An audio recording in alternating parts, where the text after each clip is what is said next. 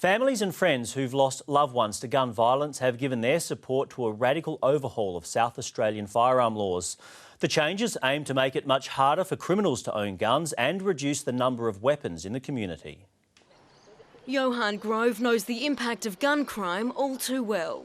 There's not a day that goes by without you being reminded of the loss that you're suffering, that's for sure. In 2012, his friend Luke Mombers and Mr Mombers' parents-in-law were shot dead by a neighbour.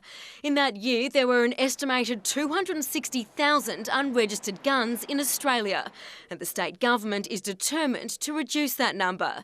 It consulted Mr Grove and others in the development of this tough new legislation. The current Act was introduced in 1977 and over the last 40 years has been amended in a very piecemeal way. Tony Piccolo wants to totally replace the current South Australian Firearms Act.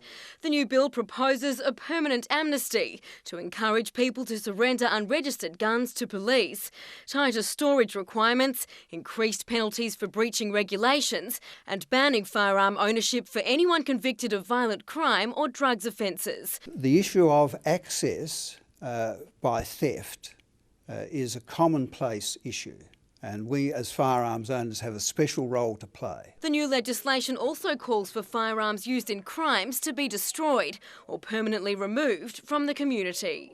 There should be no reminder of a firearm ever being used which has been used in any kind of violent crime. And the father of teenager Lewis McPherson, who was shot dead in 2012, has told 9 News he also supports the new laws. Mark McPherson says the changes would make South Australia the most unattractive place in the country to sell illegal firearms. Tracy Alexander, 9 News.